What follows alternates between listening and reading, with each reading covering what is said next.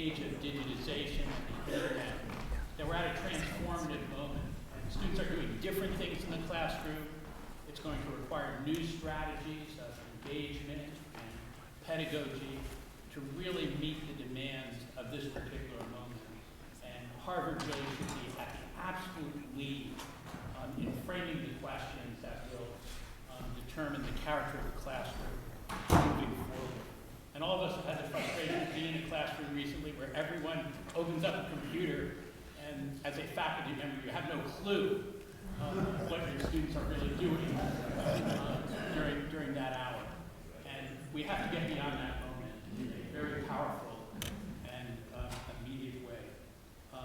What we've done this afternoon, I really want to thank Nina Collins, who works so closely with our academic planning group and with Mike for helping plan today's session. Well, what I really want to do is have you have a chance to meet and engage with several of our just truly master teachers.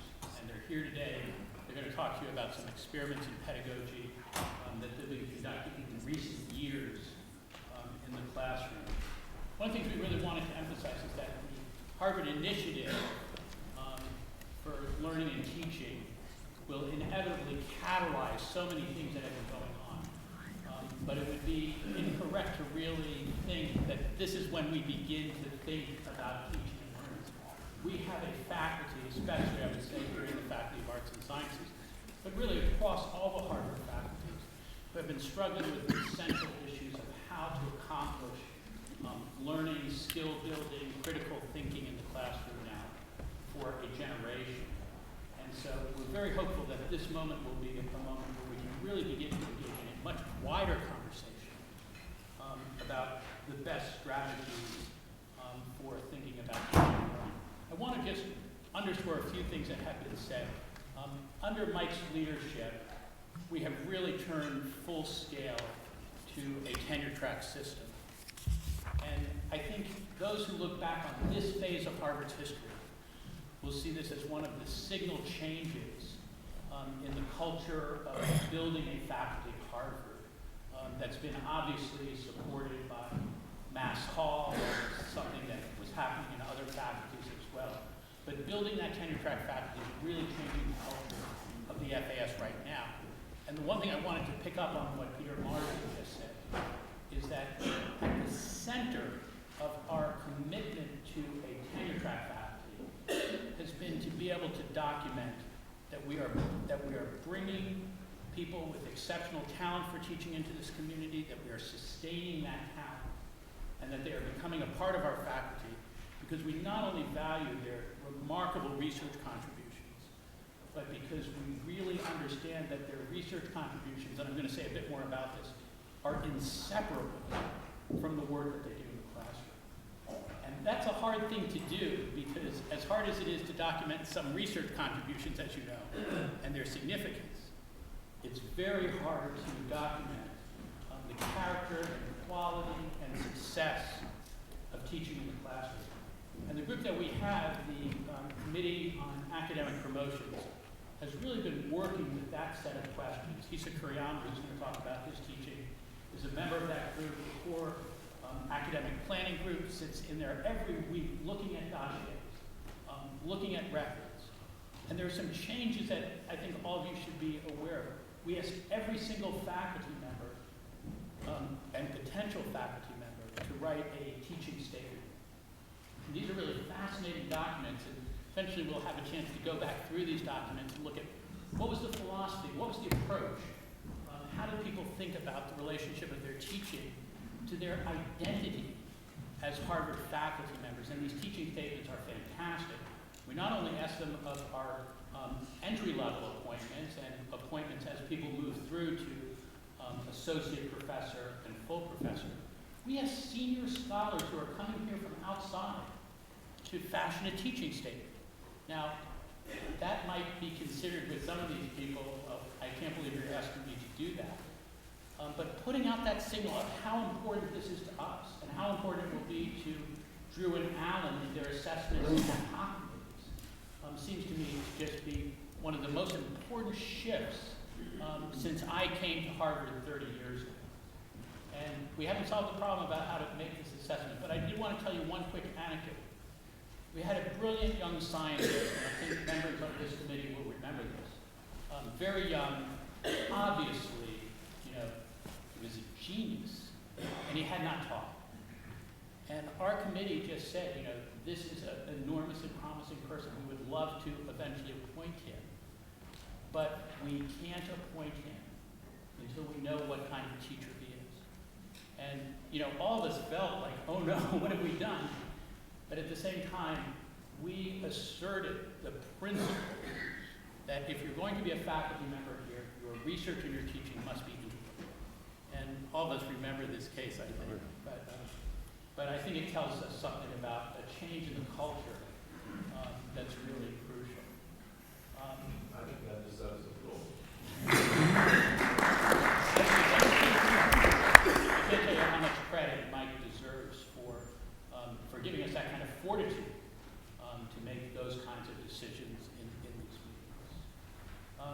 I want to just emphasize one other thing. The Gen Ed curriculum has been an engine, the new curricular reform, for pedagogic innovation.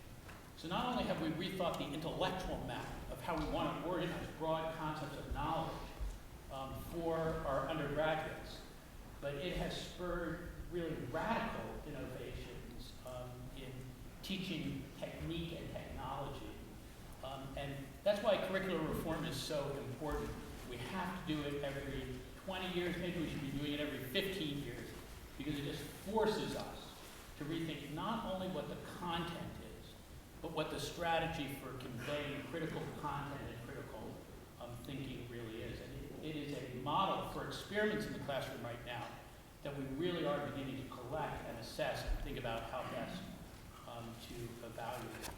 There's been a lot said about active learning, and there's a lot of strategies about active learning. In many committees that we're involved in the Council of Deans and Sherry Murray's committee on Harvard 400, we're really thinking about what the online presence of education really means. And that forces us to think about education in a residential, intimate community, and what the differences really are. There will be phenomenal challenges to the historical strategy of higher education online. We see it every day. And at the same time, those of us who have been here and been part of this community know that there's a special kind of pedagogy and learning that goes on between our faculty and our students. And we have to be able to articulate what that is, why it works the way it does, why it's so important. And I think we're in a very good position to do that. And when you talk to Harvard College graduates, they say, I learned so much in the house, and I learned so much from my peers. And sometimes they don't say, well, I learned so much from our faculty. But we have to make sure that we build relationships between the faculty and the students that are lasting, binding, memorable, and critical to the kind of thinking that our students will do going forward. Quite honestly, I know this happens in the graduate school because so much of that learning is done in a mentored advisory way. And I think we need to be thinking about what goes on in classrooms with small groups of students, larger groups of students, and what goes on one-on-one or within small committees. And these are the things that will build communities in which people will come, they'll learn in many different ways, they'll obviously be learning on the internet, but they'll have been part of this community in a way that will be just indelible in the way they think as human beings. And that's going to be a critical challenge. I was talking to one of my kids the other day, and I said, what happened to class? And he said, well, you really had to be there. And I thought, that's great. That's exactly what I could say more about technology, but I really want to move on to our panel. Let me just make my last point, and then I'll begin to turn it over to my really just remarkable colleagues. The last question, I think, for us is the character of education and research universities. And I think we have too often fashioned and accepted a conventional wisdom about a false dichotomy between research and great teaching. And what we really believe here, and I've come to believe it and I've seen it in my career, is that great research and critical thinking in the research domain moves directly into the classroom. And that's the value added. And I don't think it's for every student, but that's the value added of pedagogy and teaching in a great research university. The scholars and the teachers that I will introduce to you in a minute, the boundary between their own research and what they're doing in the classroom it doesn't exist. And I think I find that as the single most exciting thing of being a part of this faculty. We don't talk about this enough, but sometimes when we move to talking about pedagogy and teaching and learning, we abrogate this fundamental connection that I have to say members of this faculty have actually learned to prize. So I think this will be the crucial strategy. And of course, this falls directly into a sort of brief I have for the graduate school, because graduate students play such a critical role in this. They force our faculty to be thinking beyond where they normally would be. They're tremendously engaged in developing strategies about how to turn what they're learning into the classroom. And we've begun to experiment with this because right now we know that course preparation and course development is so critical. I like to tell a story of my first course here at Harvard. I was typing out the syllabus on the Sunday night before the Monday that I went to class. It was a pretty good course, I thought. Today, course development can take a year or two to prepare a truly great course. And we ought to be doing that with our graduate students. And they are the next generation, not only of great teachers, but they're the next generation of research, ideas, creativity, the future of the academy. And our faculty ought to be doing this very closely connected to graduate students in a way that absolutely benefits the students in our college. And then we really have all the parts working together. So I think this is really a moment of just incredible opportunity, and that we have so many of the resources actually here in place, and that the real strategy, and I think you see this across the FAS, I have to say, my fellow deans in the divisions and getting to work with Evelyn, these are really the things that are principally on our mind as we're moving forward. And what's so exciting about it is we don't have to separate out what we're worried about teaching now. Teaching is our mission, which is absolutely connected to the larger research and inquiry goals that this faculty really has. So I could say more, I always unfortunately do, but I know that when you have such great teachers in the room, it's best to move directly to them. So let me quickly, I'll introduce all the speakers now. They're all developing very innovative strategies that address the issues that I've just raised. And they know that you would like to engage with them about some of the questions I've raised as well as others. So, our first speaker will be Gary King, who is the Albert Weatherhead III University Professor at Harvard University. And he's director of our Institute for Quantitative Social Science, which has had a gigantic impact, not just in the social sciences, but I would say in the sciences and humanities as well. I just want to say a word about Gary personally.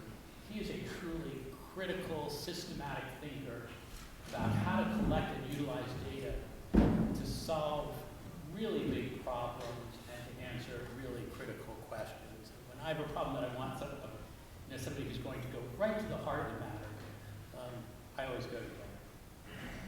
Isa Kuriyama has been a friend of mine and a colleague since I first started teaching at Harvard in the fall of '82. He's just finishing what was a path-breaking dissertation that has really reshaped how people in my field of history of medicine think about the body and the problem of disease. And fortunately, I've gotten to work with Isa over the years. We recruited him back here a number of years ago. Right now, he's chair of our East Asian Languages and Civilizations department. He has a joint appointment in my department of the History of Science. And as I mentioned, he serves on our committee on academic promotion. So we've had a chance to really think through some big issues, especially around appointments recently, together. Laura Thatcher Ulrich is the 300 800th anniversary university professor at Harvard University. She's taught here since 1995.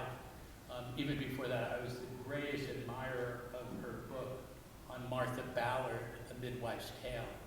And I just have to say, many of you have read this book. It's a brilliant biography, but social account of midwifery in the late 18th, early 19th century.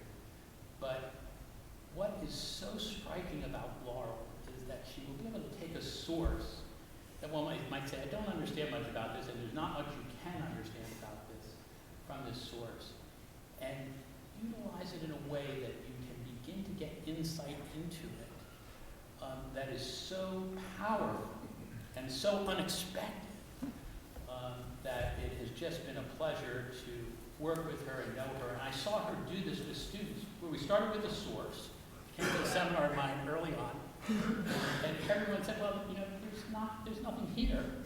And by the end of an hour, it was just remarkable. And where she has moved her work is away from just printed sources, fundamentally into the material culture of objects, of paintings, of you name it, to really understand deeper aspects of the history of our culture. And I'm just in such great admiration.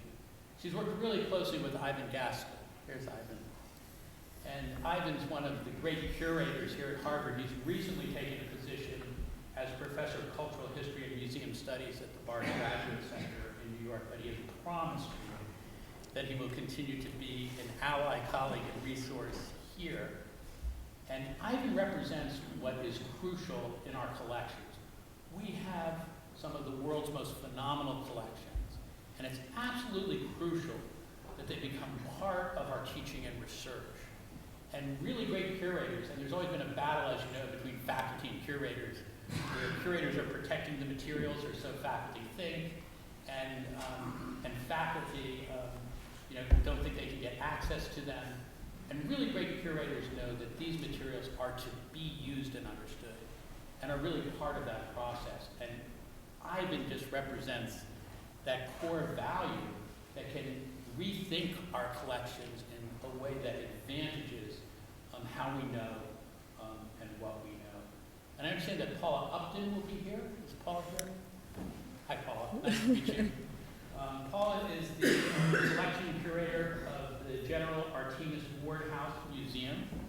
And I understand she has brought an object for us to get a good look at. And this is one of the many museums of the FAS, some of which are off-site. And the idea of bringing the FAS here for our students in a research orientation is such a crucial aspect of the future of how I think we'll be thinking about our collections. So I'm very grateful that she's here. So let me start. I have to say, this is not a group of faculty that were picked randomly.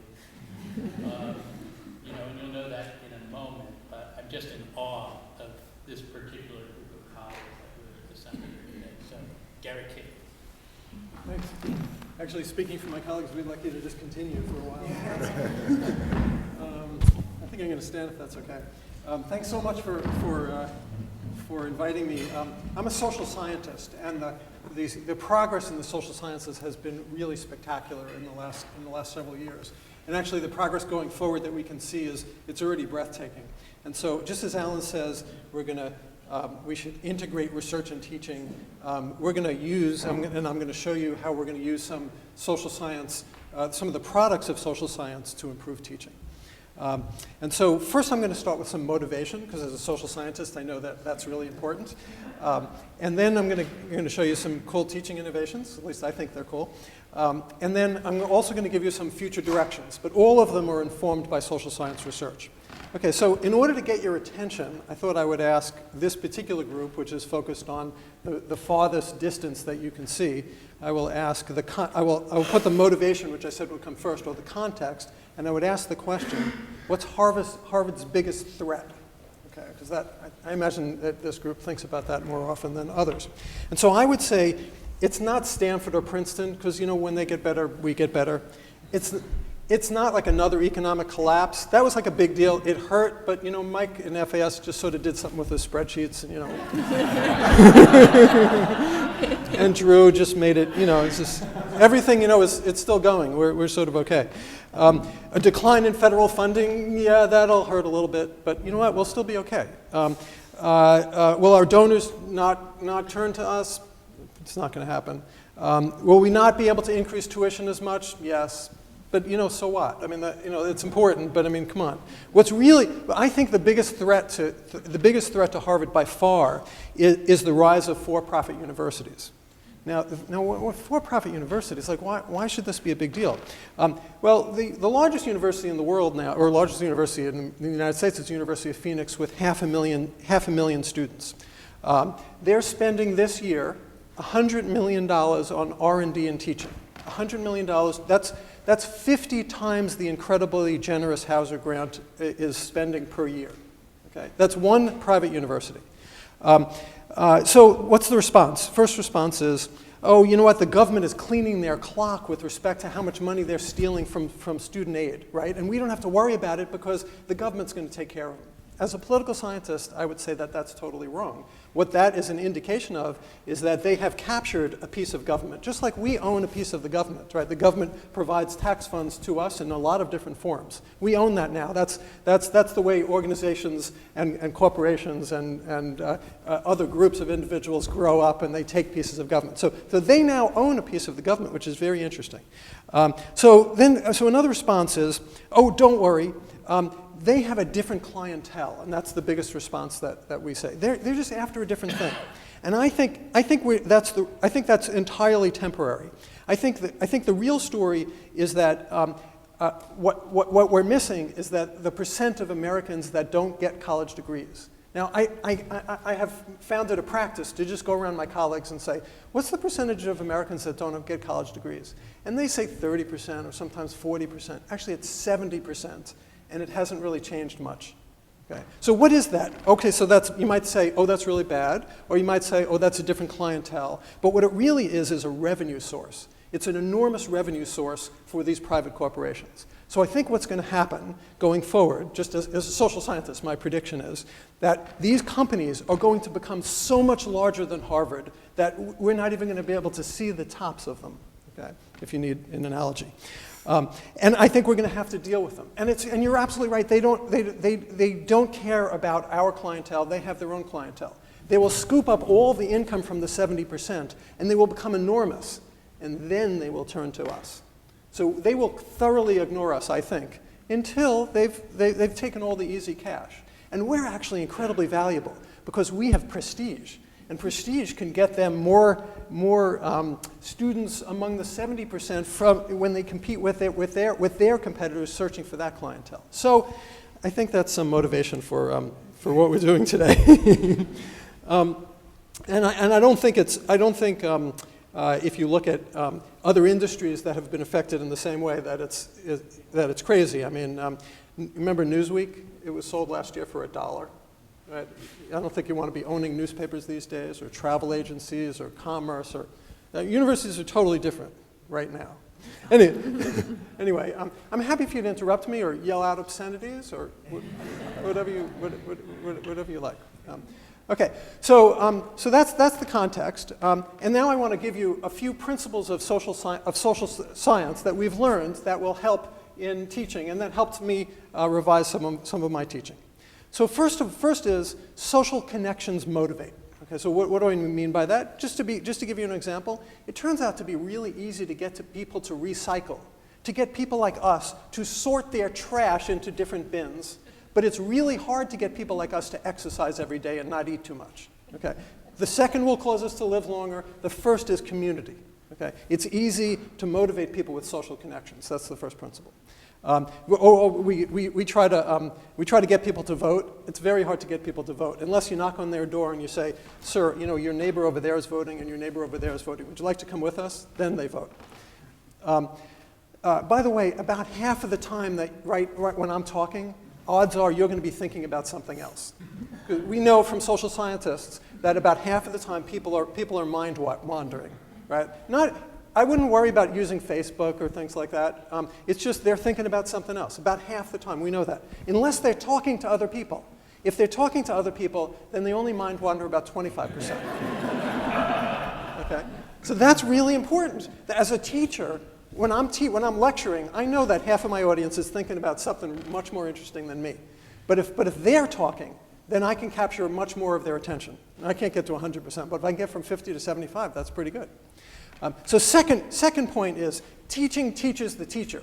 The person who learns the most in a classroom during a lecture is the teacher. I'm learning a lot right now. Okay. So one thing I'm going to show you is that we're going to help students teach each other. We're going to make them the teacher. Third is instant feedback improves learning. Not feedback where you have a question when you're reading and on a Monday, and you wait until Thursday when your section is, and you ask your TF. You have a question right then, I want an answer right then. That's how you improve learning. Okay, so how do we do all these things? Oh, so first thing is, normally what I would do is I would lecture, and then next year I would come back and I would improve the lecture somewhat, and give it again, and maybe change it 10 or 20%, and then the next year I would improve it again, and maybe change the lecture 10 or 20%, and over a long period of time, I would learn more, and over a long period of time, my lectures would get better, at least according to me. Okay. So what I realized was the extension school was videotaping my courses, not only to make it available to students that couldn't make a class, but also for others, because that's what the extension school does. And so what I decided one year was, instead of going in just improving the lectures by 10% more, I would just assign the lectures as homework before they got to class. I'll tell you what we did in class, so that's the first thing. So we assign the lectures as homework. So at home, they read the lectures. So now, why is that useful? It saves me time, obviously. I don't have to improve my lectures by 10%. But what it really does is we give them a system like this. So that's me in the top left-hand corner. If I turn on the video, I'm actually moving, but you don't need two versions of me moving. So in the middle, there's a slide. So while I'm talking, there's slides moving. Okay, and so they can see basically the whole lecture. And then the question is, if they have a question, if they don't understand something, what happens? If they don't understand something in class while I'm lecturing, they can raise their hand. But what does that mean when they raise their hand? When they raise their hand, they stop everybody else in the class, the social connections, and they say, you can't learn right now because, you know what, I wasn't paying attention. Part of my 50% not paying attention was in the last 30 seconds. Please, can you say it again for me? Okay, so people like social connections. Social connections motivate, and so they don't ask questions in class for that reason. But with a video, they just hit rewind, no big deal. It doesn't bother any of their colleagues. The other thing is, sometimes if I say exactly the same thing with the same intonation on a videotape 10 times, you don't get it again, right? So what happens then? So what we did is we came up with a collaborative video annotation system. So on the timeline, you see the top of the red bar, they can stop the video, and they can write, and then the bottom of the diagonal red line is which is exactly in that direction. In the bottom, they can type in a question. It's a little too small for you to be able to see, but they can say, you know what, I didn't understand this point. Okay, the student actually says, just wondering, is there an intuitive explanation for these simulation results? Of course, I had just given what I thought was an incredibly intuitive explanation for those simulation results. Okay. But they ask the question at 3 o'clock in the morning, and then another student at 3:25 answers the question, okay? Even before I get there. And then another student can answer the question, and then the TFs can answer the question, or I can answer the question. So social connections motivate, right? They want to answer the question because they can show off a little bit in front of their friends. They can try to be helpful to somebody else. They can try to make friends, yeah? And you have found that attendance in class is the same? Yes, because we have some other cool stuff for class. I'm going to get to class. Yeah, so attendance for class actually is exactly the same, and that's because you have to have something else for class. Okay, it's also that teaching teaches the teacher, so we make the students be the teacher, right? And it's also instant feedback helps learning. So all those things happen. Okay, so that's the assignment out of class of the video. What about the lecture? I'm sorry. What about the usual assignment, the text, right? Because you give people text. So what we did is we came up with a collaborative, we used a collaborative text annotation system and worked with the people developing it and helped them develop it further so it would work for us. On the left-hand side is an article that I wrote that I assigned to the students. And what happens if you're reading along, this is difficult mathematical material, You're reading along and you don't understand something. Well, you can hit replay when you're reading, right? You just read it again. But sometimes text so clear that, that even I wrote it, sometimes people don't understand it, right? In fact, it's math, right? Like usually people don't understand it the first, second, or third time. Okay. So what happens if it's a Monday and your section's on a Thursday? What do? Well, now what you can do is, you see the red box? Right? The red box is you can circle it right there online and say, I don't get this. You can try to keep reading, but in 10 minutes later, another student or me or my TFs will answer the question. And that's what there is over at the bottom right-hand corner of the red line. There's a conversation among 3 or 4 students.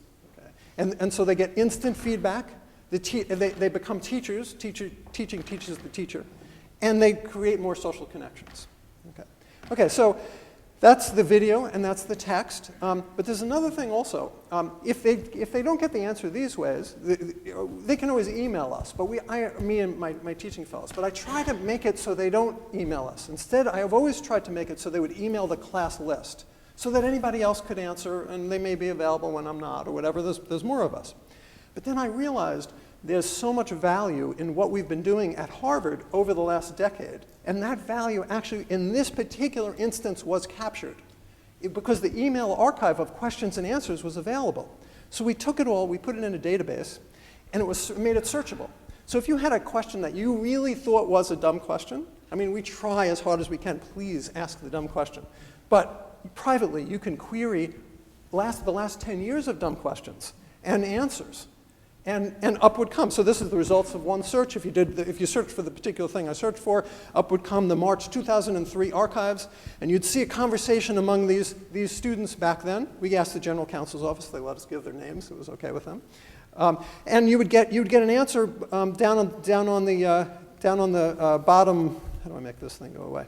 There we go. Down on the bottom from someone named Philip Lipsky. Now that's really interesting because you can get an answer. There's another thing that's tremendously motivating, because these people that come up in the email search, they're actually human beings. They're human beings that the students now know who they are. In fact, the first one is a professor at Boston University. The second one is a partner in a law firm. The third one, Stanislav Marcus, is a professor at the University of Chicago. Kosuke Yamai is a professor at Princeton. Olivia Lau is a director at Google, et cetera. Right? So you pull up this question that you think, that's the same dumb question that I have, and that guy's a full professor at a serious university. Right? That's really motivating. And it also captures more value than merely exists in me learning how to be a better teacher. Right? Because this we could pass on to somebody else. I'm going to come back to that because I think that's incredibly important. That's something that we're not really doing at Harvard now that we could do in a massive way across the university. There's an enormous amount of information and value that could be captured. Okay, so your question was what's left to do in class? Okay, well, in some sense, maybe we don't have to do class, but there are some cool things that we could do in class. So the first thing is they come into class, and I focus them on the things that I now know they don't understand. Right? Because of all this conversation that went on over the course of the week, I know what they've been focusing on. I know what the problems were. So we have this discussion, the first real intensely participatory discussions on topics they knew were there, that we were prepared for, and that they thought that they were confused about. Secondly, I actually lecture so that I can give them more assignments at home of the lectures on the topics that I think that they were confused about, even if they don't think that they were confused about. And third, we do a version of what's called peer instruction. With Professor Eric Mazur, we came up with a system to implement this, a software system. And so the idea is, so that everybody's sitting in class with some type of device. Everybody has one, and it's okay with me. I mean, I don't say you shouldn't use Facebook. I say everybody is required to bring a smartphone or a laptop to class. Okay, everybody should bring it. You do whatever you want with it. But we have a little software system that I click a button, and up on all those devices comes a question. Okay, so that question just appears on all their devices. Okay, and they have to answer it.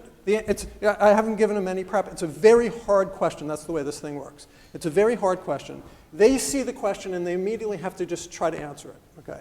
What I see is this. Okay. So on the top left-hand side is the question.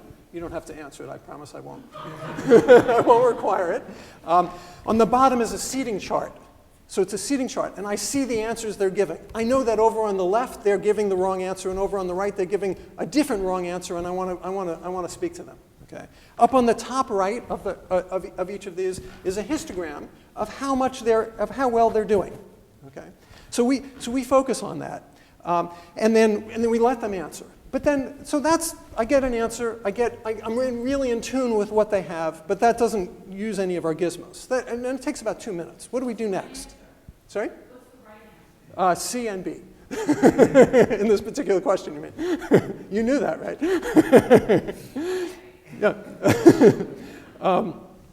Okay, so the next thing we do is we have an algorithm, social science algorithm, that automatically pairs up students. It pairs up students based upon prior research where we know if they talk, they're going to learn something. Okay? So we'll take somebody that got the right answer and somebody that got the wrong answer, or two people that got the wrong answer, but use different reasonings, and we'll pick, based upon demographic characteristics and the kinds of experiences they've had in the past, we'll pair up students. And then we'll give them a minute and a half, maybe 2 minutes, and we'll say every single person in this class got the right answer. The person that we just paired you up with, they got the wrong answer. Persuade them that you're right. And it's true in reverse too, right?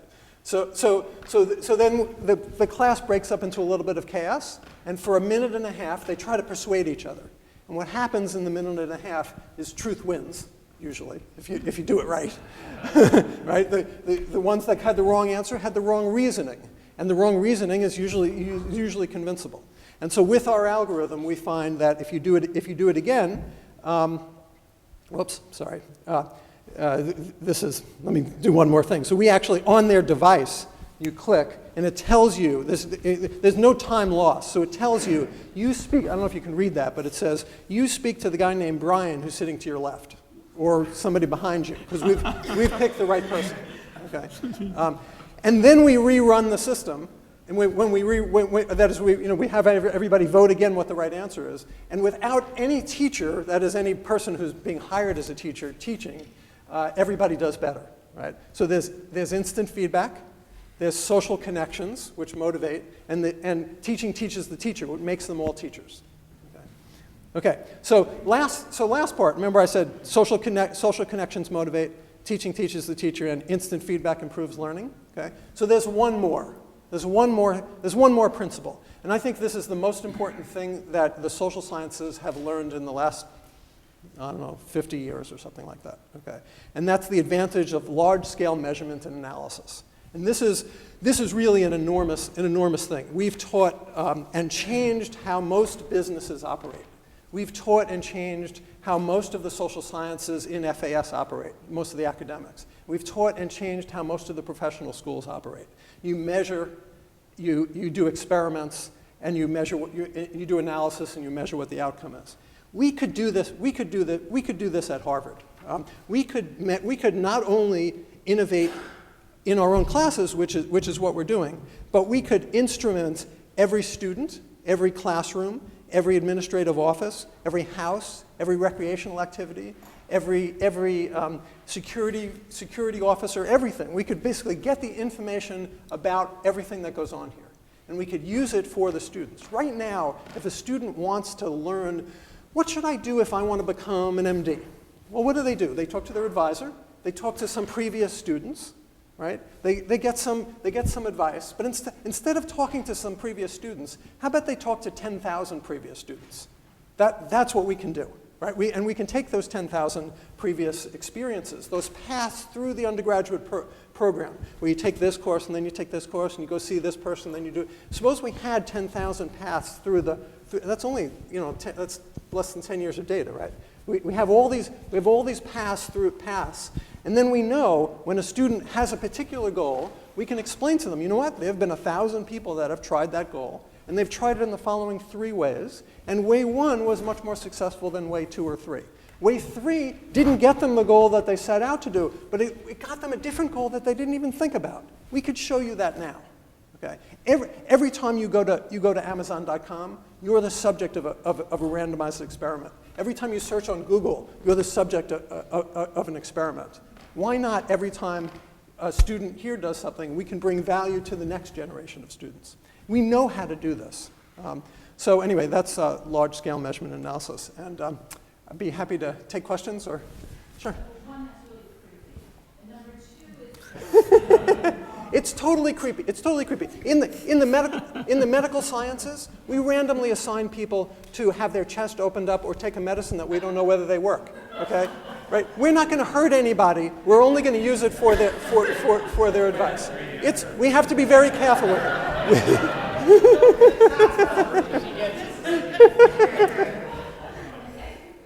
Sorry.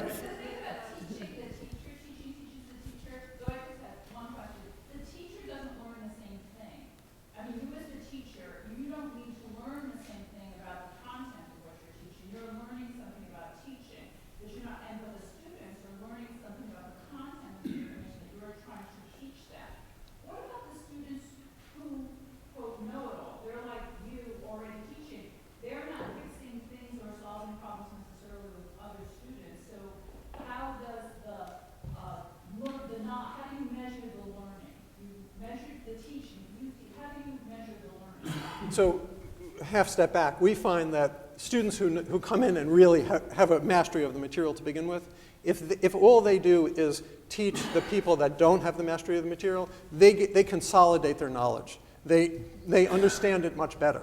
A lot of people, including me, think they understand something, but when you're forced to actually prepare or talk on it and talk, it actually becomes... That's true. Lynn talked about it last night, that sense of mastery, of being in the moment is a different experience, but it's not learning the same thing. It's learning something slightly different. That's true, particularly the kind of things that we do which involve some technical mathematical material. There's a zoom in, zoom out capability. The zoom in and getting the detail is something you should sit and focus and do on your own. But if you don't pick your head up and zoom out and look at the big picture, what you're doing there just doesn't really matter. And so that's true. They're definitely different kinds of information, but you need them. What percentage of the students in your class attend? Almost 100%. Almost 100%. Some take it by distance learning, and they're in New Zealand or wherever, and they don't have to come. But the regular Harvard students, it hasn't reduced attendance at all. No, but my question was quite the opposite. One of the things we found is that with lectures online and so on, a lot of students don't attend the class. But we don't find that because we make the classroom a different kind of experience. You're absolutely right. If in the classroom all I do is what I did before, there's no real reason to come. You have to also do something new in the classroom. Yeah. I'm just wondering about how one uses this IP to leverage beyond actually Harvard and scale in a different way. And Al mentioned earlier that his Harvard slides about that need to be there, and that obviously limits what direction really Harvard becomes from an online experience. But Drew earlier talked about 1,000 Indian universities starting out by 2020, where we talked about University of Phoenix. I mean, presumably a bunch of those would be on computer science courses. Couldn't some of those offer CS50 online, pay Harvard a licensing fee, and they would have their own PS, they would have their things, but this incredible teaching material that is being provided would have a broader use beyond Harvard. Is there something? I think, so there's two issues that you raised. So one is the business model of that kind of operation, and I hope you all figure that out. That's just, I think, incredibly important to all of us. But I don't want to diminish that. I think that involves a lot of research. But there's a second issue, which is what we could learn from that experience. So right now, in order to learn by experiment, you need a lot of things where you, roughly speaking, randomly assign them to two groups. And you see whether the people in this group live longer if you give them the medicine and the people that don't. In teaching, the unit of analysis, the thing that you're assigning to the two groups, is the classroom or the teacher. So that means almost nobody can actually do educational experiments. Because in order to do an educational experiment, you have to have, let's say, 50 classrooms with 50 willing teachers that 25 will do these gizmos that I'm doing and 25 won't do the gizmos.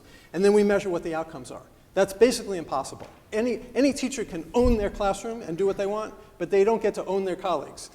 But in distance learning, actually, it changes the unit of analysis from the classroom to the student. That's incredibly valuable. The student is not the unit of analysis when the innovation is at the classroom level. But if the innovation is at the student level in distance learning, then all of a sudden we can get feedback, instant feedback, and we can learn. Right now, it's very difficult to learn in education. I think almost all the problems in education essentially stem from that problem that the unit of analysis is the classroom. But distance learning is different. That's why I think we should do it, because we would learn much more. And if I could just jump in for, excuse me, 1 second. We do it in the extension school today. And I think I forgot to mention this morning when I was doing my comments, I'm actually in the search for a new dean for the extension school. And we're talking about all these issues right now and how to deal with them and where we're going. And so we'll have a much deeper answer for you next time we sit down. Gotcha. I have a question about privacy. And I remember asking a single student question when I was a student. But you had that list, you talked about this one. You went back and said that is that a used gun? You gave a demonstration there of individuals who not been working out. Do you have to give people permission to do that? Yeah, so How do you remove yourself from that? And say Christoph wants to do a research on a public figure. We have asked a single student question. that's right. So as social scientists, our subjects are people. So this is what we do. We know how to deal with sensitive information. We know what's sensitive. We know how to ask about it. It's incredibly important. I totally agree. The answer in this particular case is when a videotape is happening, just like this videotape is actually only going to videotape me. None of you will be on the videotape. I think that was by request. But for students, that's by federal request. We actually get signed approvals from them coming in. For the emails, it's the general counsel's office explained to me that actually that's a public email list. Anybody could have seen it previously. It was online. All the students knew it was online when they joined the class and when they sent email to it. So apparently that was okay. All the other things that we have, all the collaborative annotation systems, I don't want privacy within the class. I want every student to know everybody else's student because it's the collaboration, social connections motivate, so you really need that. Outside the classroom, we totally protect their privacy. They don't, I mean, it's the only example to the contrary was the public email list. So. Let's take one more question for Gary. I have sort of two questions. One, how does it affect the programs abroad? So that you go, say, to Australia, why take a course in Australia when I can be with my professor in Cambridge? Because you can take it long distance. And two, is it going to affect campus life eventually if you are very successful in making this everywhere? I look forward to it will be an interesting time when Beyond my lifetime. well, it'll be an interesting thing when Harvard becomes a concept, not a place. But we're definitely making it possible to do things long distance much better. Right now, we have this feeling, this imprecise, unmeasured feeling that people get more by being in the environment. Okay? Some of it's measured. We know that there's more social connections if you're physically here. But others, it's just sort of vague.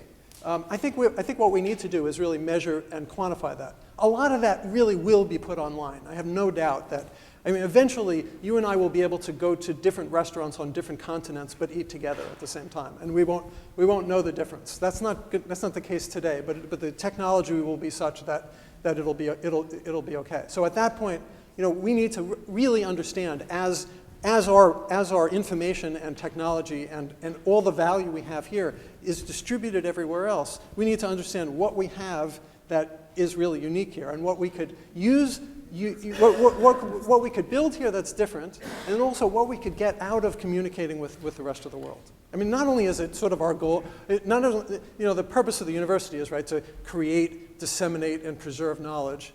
And that's great. So taking all of our classes and putting them online and letting the whole world, that's a great thing. But we still need some extra value here or else we're in big trouble. So instrument and measure would be my answer.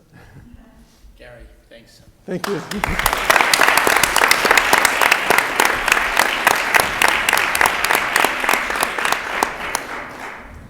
Isa. Good. Take care. Take care, Mike. Thank you. See you guys. Thanks so much. It was fascinating. Thanks.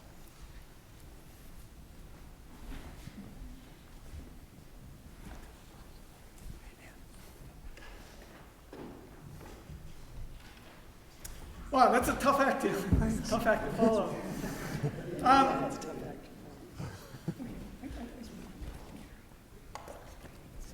So, let me start it before. So I'm a historian of medicine, but I've always been very interested in methods of presentation and writing. But before 2005, I gave pretty standard assignments. In other words, at the end of the term, there was a research assignment. Students were supposed to write a paper. And it went pretty much like this, that they would go and do their research. They would write up their report. I think this is probably an experience that you probably all had as students. And then you would submit it to the professor. But then the students would essentially forget about their paper. And they would sort of care what they got on their grade, maybe read the comments that you gave them, but essentially it would be forgotten. In 2005, I learned about a program called iMovie, which many of you may know. It's a very simple program on the Mac by which you can compose movies on the computer. You don't even need a video camera. Right? And for a young person, they can learn it half an hour. So it's very, very simple. So just as an experiment, I tried, instead of having them write a paper, I had them make a movie of their research. It's just pretty much sort of a whim. And I discovered something quite interesting, which is they did their research, they composed a movie, and then they sent it to me. But then they sent it to their friends and they sent it to their parents, right? Which they would never have done with their papers. In other words, they had this sense of ownership, of basically following up on what Gary was saying about sharing, the spirit of sharing, that they didn't have about their papers. And I found this fascinating. And they spent much more time on their movies than they would have than their papers.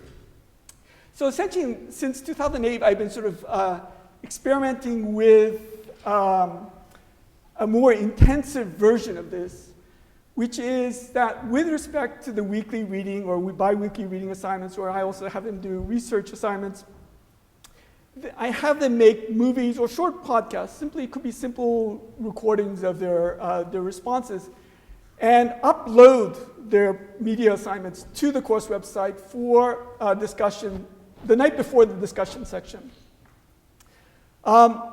And I found this to work really remarkably well. It's almost actually like magic. And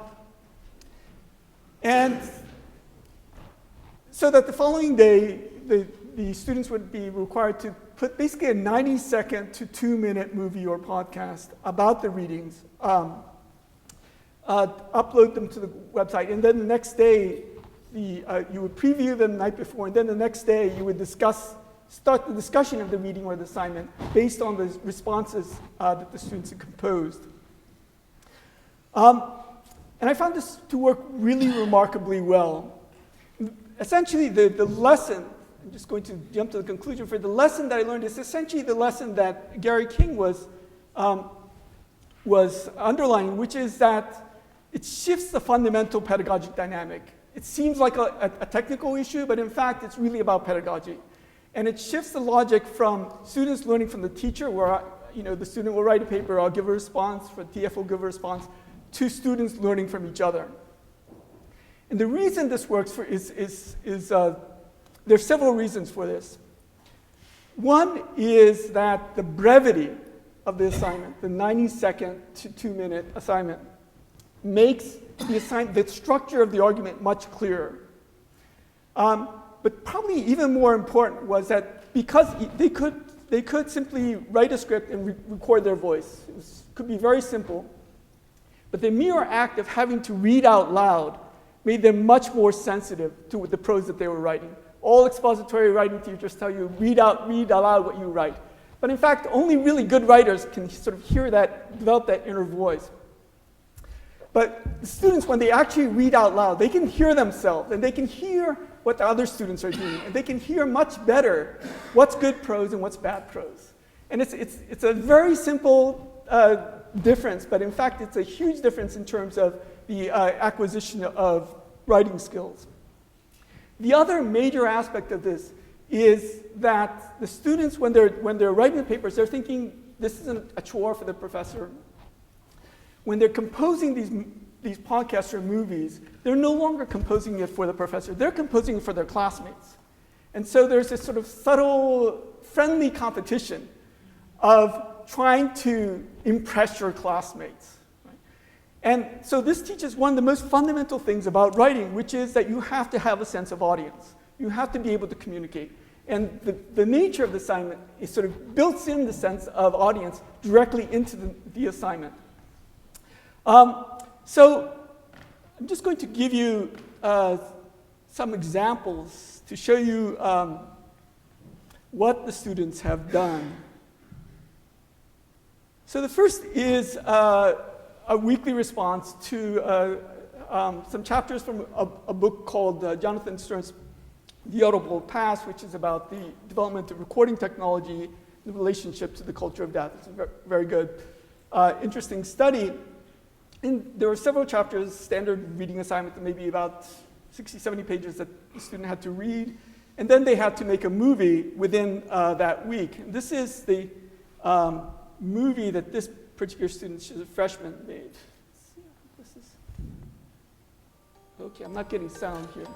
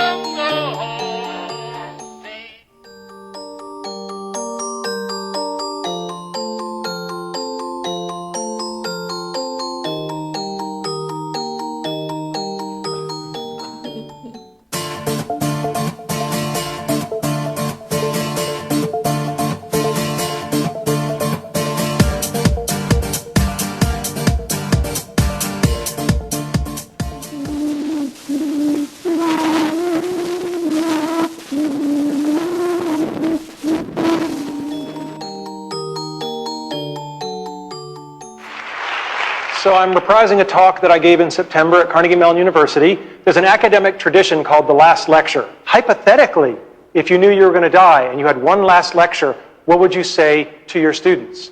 Well, for me, there's an elephant in the room. And the elephant in the room is that for me, it wasn't hypothetical.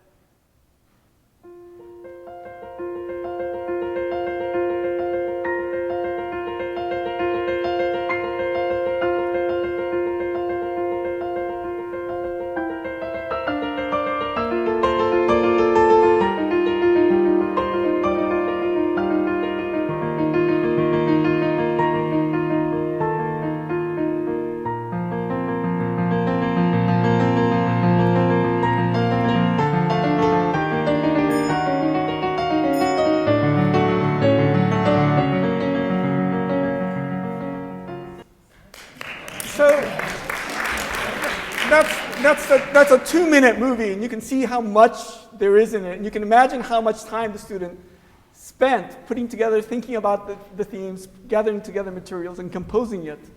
I'll give you a second example. This is, I have also students do mini research projects in preparation for a final research project. And this is actually another freshman from China. You would never guess it, actually, from his English, but he came directly from China. And you'll see how much care is in the, it's a movie, but what's really striking, I think, about this movie is the clarity of the script. July 21st, 2009. The world population at this moment is 6,760,616,084. For the time being, every single one of us is unique. However, cloning and genetic engineering have long been subjects of great debate. Yet one would be surprised to hear that the possible origin of the debate is connected with cup noodles. In 1971, Momofuku Ando, revolutionized the instant foods industry by introducing cup noodles. Instant noodles packaged in a styrofoam cup. The styrofoam cup became a global icon. A very, very endurable global icon, indeed, as styrofoam does not biodegrade on its own. As discovered lately, styrofoam cups are only degradable when melted and fed to Pseudomonas putida, a type of bacterium that was genetically engineered by Ananda Mohan Chakrabarty back in 1971, the same year Ando invented cup noodles. Yet Pseudomonas putida is of significance to us today for another reason. It is the first patented organism in the world. Initially, Chakrabarty was denied the patent, as the US Patent Office thought that the patent code precluded patents on living organisms. However, 9 years later, US Supreme Court ruled in favor of Chakrabarty and upheld the patent. The implications of the court's decision went way beyond intellectual property rights. It prompted questions of how man-made life should be treated, whether life could be objectified. The exact questions we're asking today in regards to cloning. The world is indeed connected in unimaginable ways. Who would have thought cup noodles had anything to do with bioethics? There are so many things we don't know just because we can't see. And there are so many things we can't see because we have become used to them. Thus, we brush them away without giving them a second thought. Yet over the past 5 weeks, we have learned how to keep our minds open, how to re-examine what we have become accustomed to, and how to draw connections between what used to seem unrelated. People and objects, ideas and concepts, they're all like stars in the sky. There are infinite ways of connecting them. It is important that we do so, because these connections can lead us to so many different ways of perceiving, so many different ways of knowing, so many different ways of being.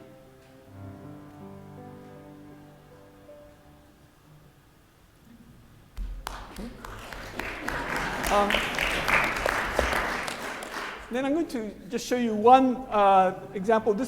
Was done by graduate students. It's one part of a 3-part movie.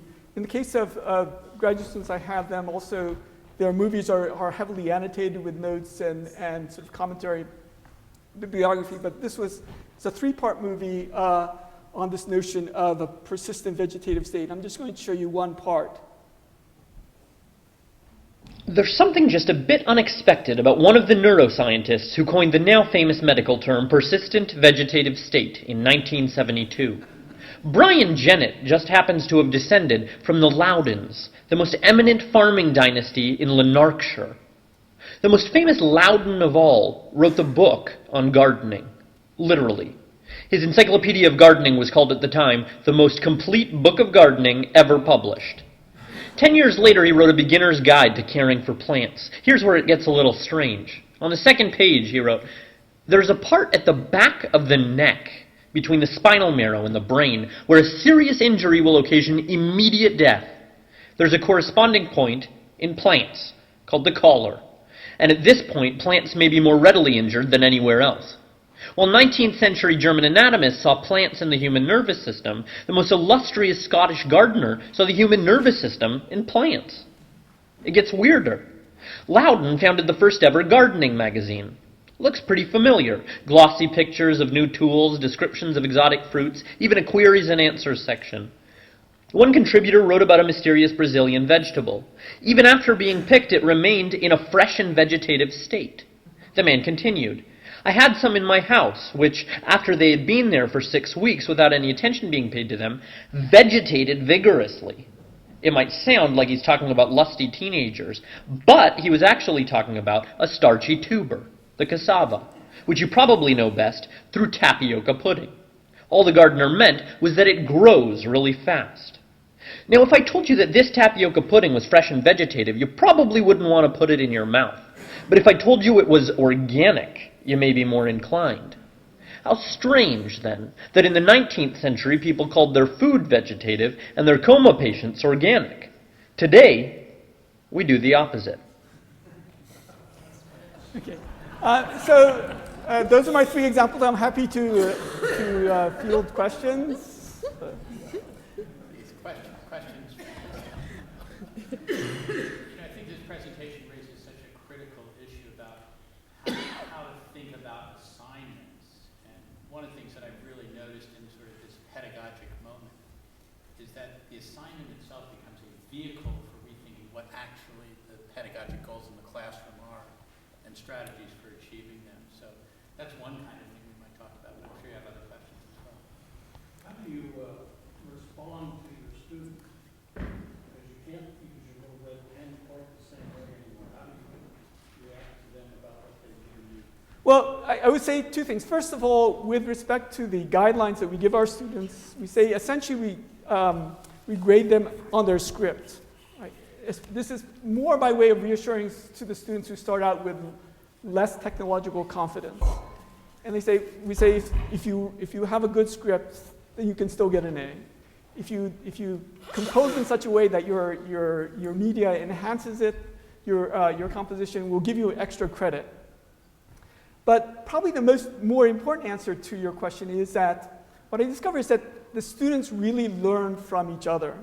That there's something, in fact, it's still a little bit of a mystery to me why it is that it works this way, but it's easier for the students, and in fact, I think it's easier for us, to learn from a good movie than it is to learn from good paper, to translate what other students are doing and try to incorporate that into your own work.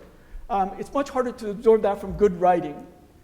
And so one of the advantages that I found with this assignment is the students actually do improve over the course of the semester, not necessarily because of the feedback that we give them, although of course we do give them feedback, but by watching other students' movies. And that's, I think, one of the powerful things about this, is it really is a case where the students learn from each other's work. And there's something about the brevity of the assignment and the mediatic nature of it that allows the students to sort of pick up what the good things that the other students are doing. What happens with these between one course and the other? Can you use the material from one class into another, or do you continue to that one discussion one way at a time? Well, what Gary is saying about our archiving, I think, is a good idea. I haven't really been doing that so much, but I have. At the beginning of the following year, I do show some of the examples of good compositions that students had done in the previous year. And what happens is every year then the level goes up, right? Because what you can do with the media really is a question of the imagination. And seeing what the models are, then you go one step further. So there's this very steady progression of sort of refinement in the argument.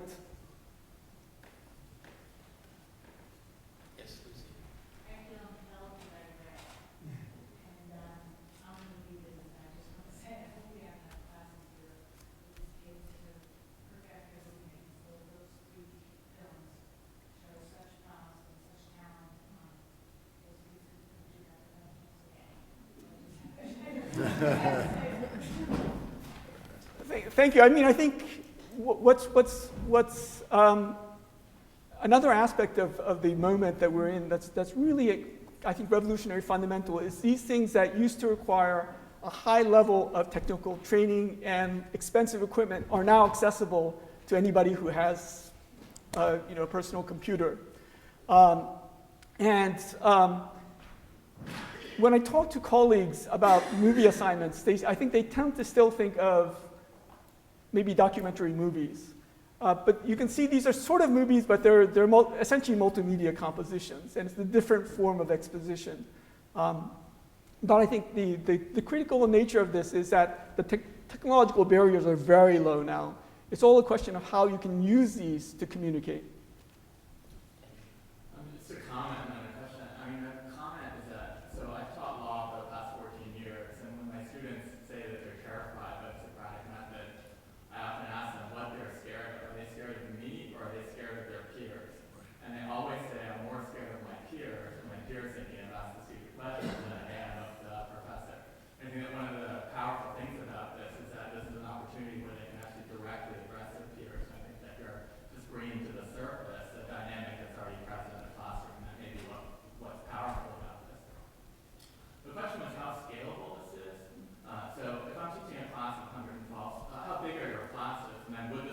The largest class was about 104. Okay, so when you have, I'm just trying to, I can understand how this would work in a seminar where people would upload their movies before and then you'd be able to discuss it around the table.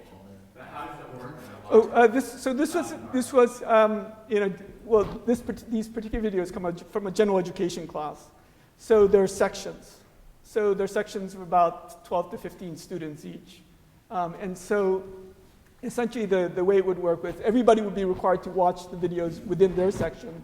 But also what we would, the graduate students who are teaching the sections would select the most interesting compositions and upload them as sort of in a sort of Hall of Fame for that week, where students could see, again, sort of what were the best compositions to get further inspired for to get even better. So even in this review, do you see that the students and the classes over as the years progress, are you able to go more in depth into materials sooner, or are you able to go broader? How do you actually assess that they're learning more from each other that's better than what we're doing? Well, I guess there are several things I would say. First, the original motivation for these assignments is that, it's a common experience that we all have that if you give a reading assignment, there's no required assignment. Then some students will do the reading, others won't, and they won't necessarily read it that carefully. But if it's a response paper, it's a chore. And good students will do a good job, less good students won't do such a good job. And I think this motivation of having to address other students makes them think about the assignment in a way that they have to first not only sort of respond to the reading, but also say something original, that is something that the other students haven't thought about. And that's, I think, the main added value of this. The way the assignments have evolved, I think, is that when I first started out, I had to actually do a little bit of workshop about teaching the technology of doing this. Now I actually don't, I do very little, or at least at this level of moving. Now, what the students now are reaching sort of this higher level of film editing. But so that technology, the compositional technology aspect has become much less important. And what I've shifted to is more another aspect of the new age, which is the intensive use of electronic databases, which I think allows even freshmen to make original discoveries, and sort of transforming the classroom from a class where you sort of simply master class assigned materials to one in which you really understand that anybody right now can make original historical discoveries. And that's sort of the shift in emphasis that I've gone over in the last few years. Let's take one or two more questions for Lisa. I had this one observation as I was watching the film, Lisa, because I taught a graduate seminar this fall, and I realized that obviously the original research part of it is crucial, but in really good writing, one sees irony and humor. And those are things that are really hard to teach in purely prose writing. But your students seem to have achieved irony and humor in very short films that is very engaging. And if you went back to the script, they've actually accomplished something that I'm having so much trouble teaching in a kind of more traditional academic seminar. So that's a really remarkable aspect of this film. Other questions? Well, this is just fantastic.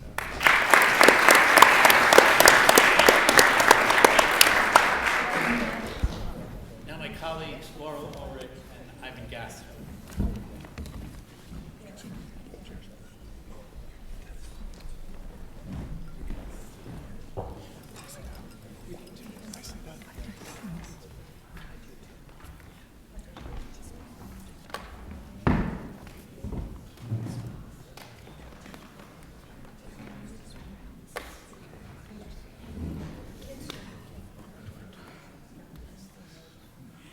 Okay, I want to start by picking up on something that Alan said earlier about the relationship between scholarship and teaching.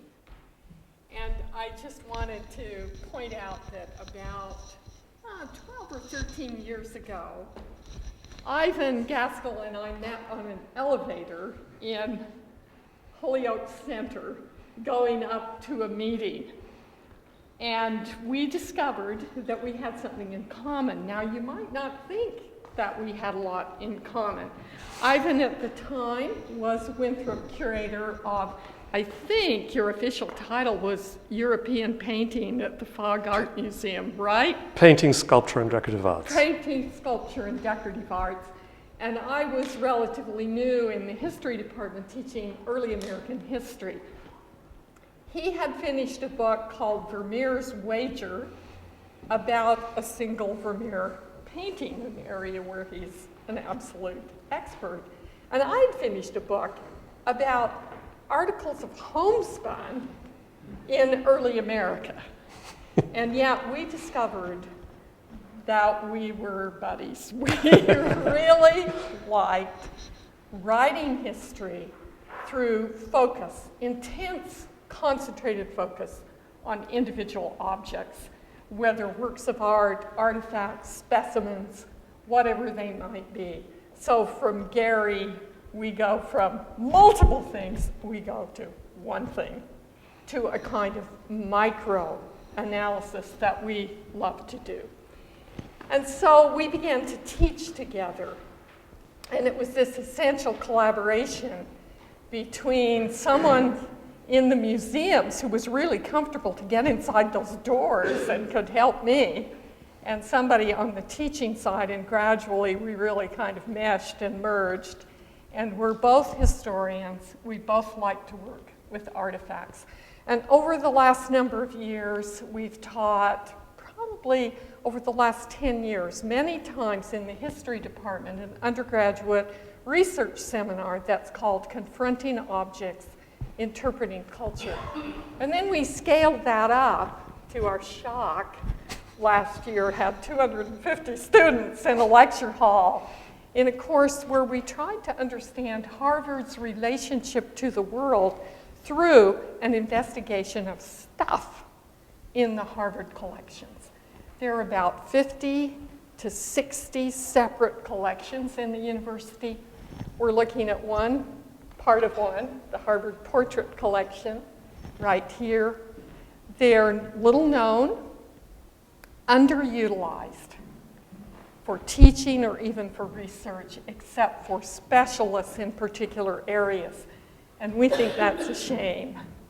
And so we set about to try to do something about it. One of the things we did was organize an exhibit building on the research of our students over the years in a graduate seminar that Alan sponsored to get the graduate students engaged. And we had the exhibit Tangible Things. I hope some of you may have seen that exhibit.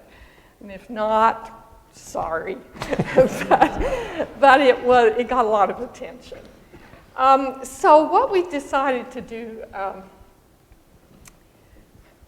say one more thing, and that is, why would you do this?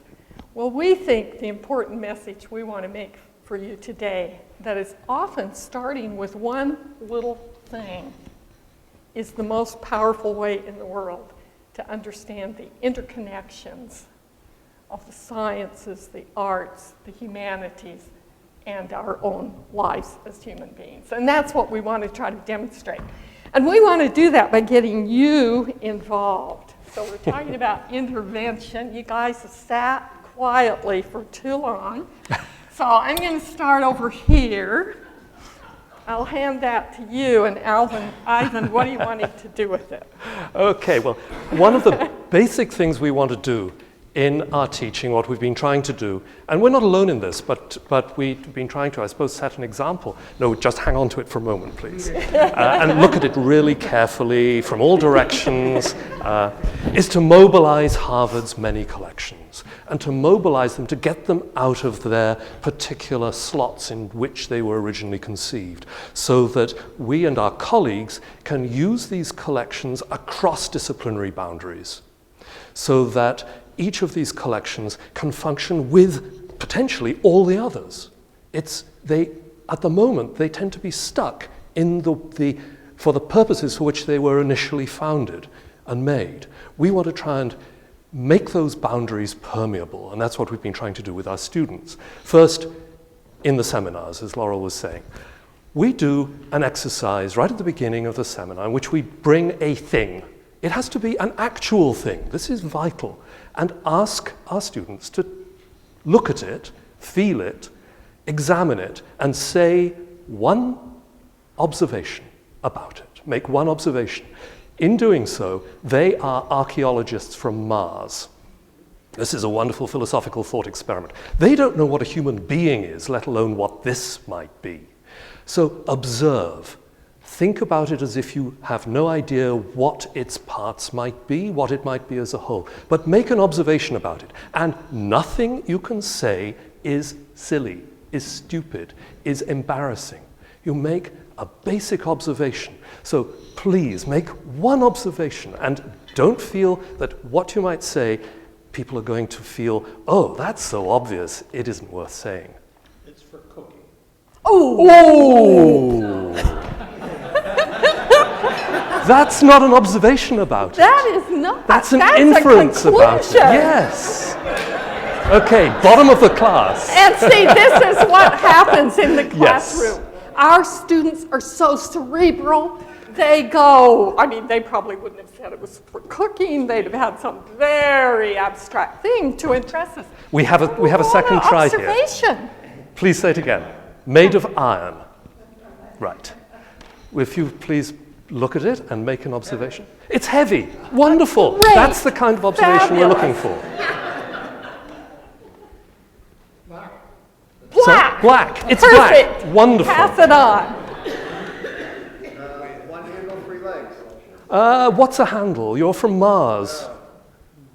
I point 3. It has 4 things coming out of it. Yes, it has 4 things coming out of it. Beautiful. Excellent. Beautiful. Part of it is round. Part of it is round. Good. Hollowed out. It's hollowed out. It's got a rim. It's got a rim. And let's have Drew have the last word on this. It would be wonderful to go all around the table, but I'm afraid there isn't time.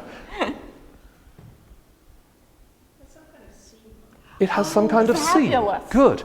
Now, we could do this, as I say, going right round the table. By the time it gets to Emmy, it would start maybe to be a little bit difficult to say something that hasn't been said before. But actually, I have such confidence in Emmy's powers of observation that I know that she would say something surprising and take us all by surprise. So this is what we do with these things. And the purpose of doing this is not exactly, you could do this.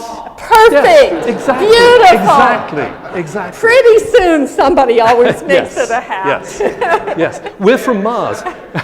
We're from Mars. We don't know what the top, the bottom, the front, the back is.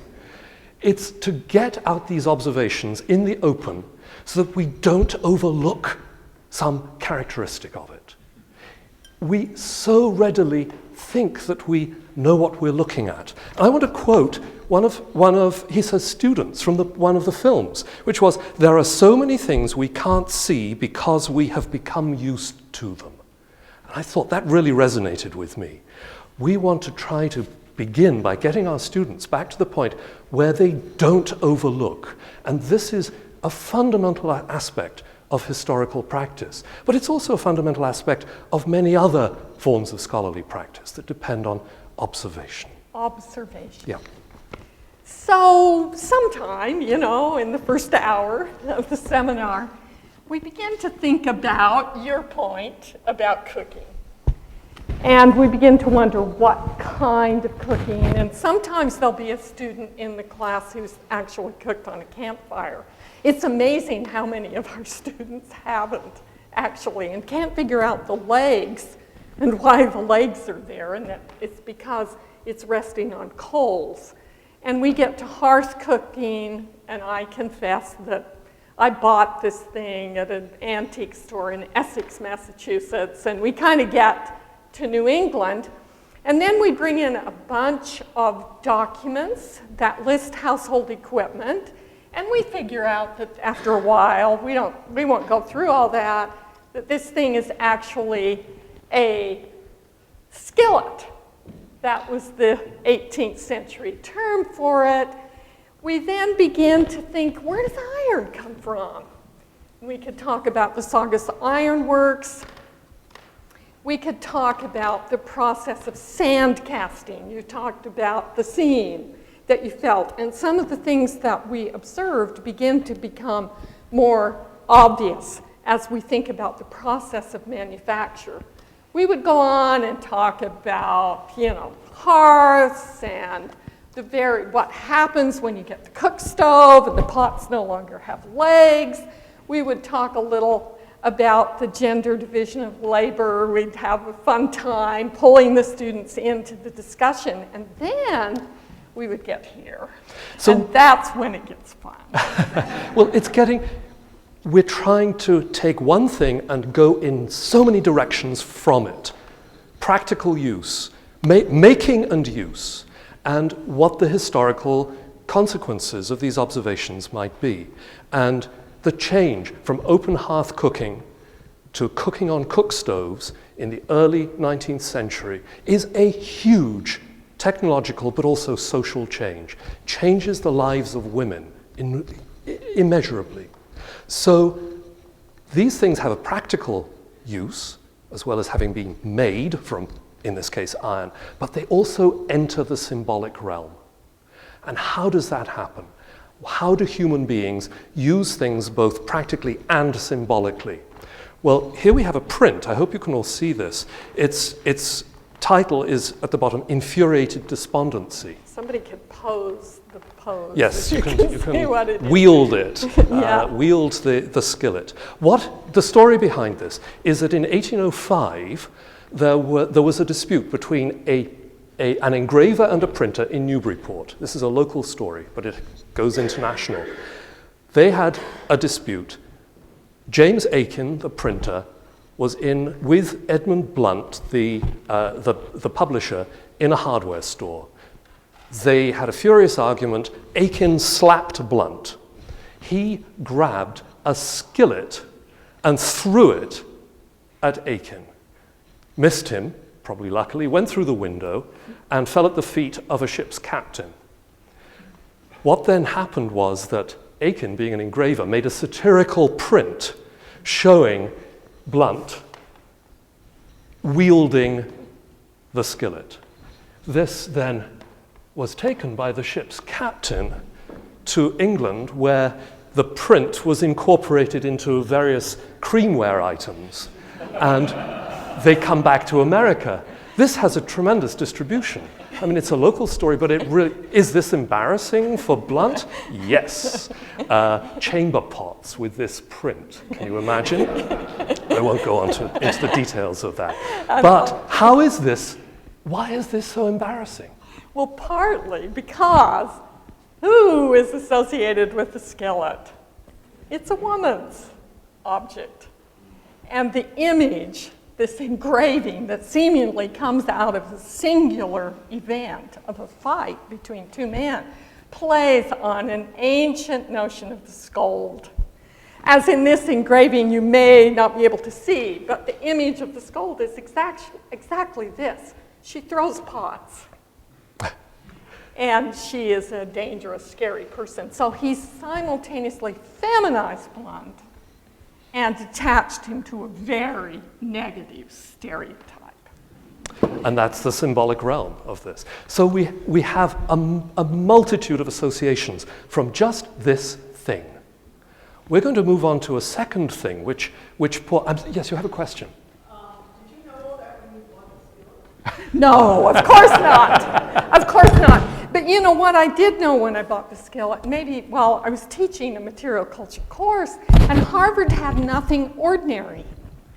We were going to the art museum and to anthropology, but just plain, everyday stuff. So I went out and bought a bunch of stuff. It didn't cost me much. And I've loved this, partly because, Alan mentioned I did a book on an 18th century midwife. This is just the size, not just for making a sauce, but for making a poultice or some kind of a medicinal function. And so I think of her when I look at the skillet. However, one of the things, Ivan and I were going to that meeting in Holyoke Center so many years ago. We were going to a meeting of Harvard Real Estate Company who had the responsibility for an old house that came to Harvard as a gift in the 1920s and was open periodically as a museum in Shrewsbury. It was absolutely ignored by the academic side of the university. So we became engaged for a very long time in trying to be advisors in the engagement of the academic side of the university with a marvelous museum. And so Paula Lupton here is going to come up. She is now the curator. It's just amazing what Paula has done with this museum, and Harvard's put resources in and given us a wonderful new teaching resource for the university. She has brought an artifact, and because this is a museum artifact, we're not going to pass it around, but we're going to ask Paula if she will walk around with it. And maybe while she's going around, we will pass around to you some postcards of the Artemis Ward House, so you learn about this museum. He's going to pass this around. And we want to tell you that when we took one of our seminars to the Artemis Ward House, one of our students, Sigurd Ostrom, who was an exchange student from Norway, was determined to find an American Indian artifact. And we were a little worried because the Artemis Ward House is an 18th century farmhouse out in Shrewsbury. But it was in the family into the 20th century, and the family spread all over the country. And Sigurd found in a box of old tools a very strange object, which Paul is going to bring around for you to look at. Excuse me. It's pictured up here on the screen, if you can see it. So what is it, Ivan? Well, we won't go through the same exercises we did with the skillet before, but I'd like you to bear that in mind as you look at it. And what Sigurd found in the tool chest was he then worked with specialists at the Museum of Comparative Zoology and at the Peabody Museum, these specialist scholars, to try to identify the fundamentals of what it was that he had found. And what he had found was a bison vertebra, and it's worked, as you will see. Maybe we should ask someone who can see. There is a little design on it, which I don't think we can see very well on the screen. Does somebody want to describe that for us? Paula, why don't you just show it, and can anybody see what the little design looks like? Just tell everyone else. I'm sorry.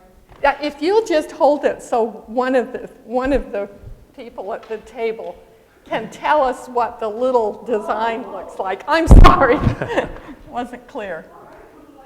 It has an incised design. An incised design. What does it look like? Josh, you can tell us.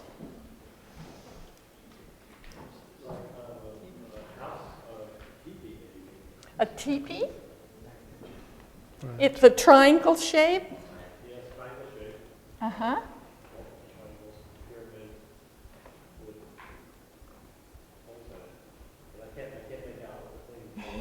Yes. Well, it's a human-made object, but it's also recognizably a bone. So, first of all, Sigurd discovered that it's a bison bone. And second, through the Peabody, that this design is characteristic of the incised designs made by the Omaha and Ponca peoples in what's now Nebraska. And what we're looking at is a quirt handle. This is an instrument used by a rider to control a horse. And the thong has gone. It's only the handle that's left. But this is a complete example from not exactly the same part of the world, but nearby. And I think you can get an idea of what the initial function was. So where do we go from here?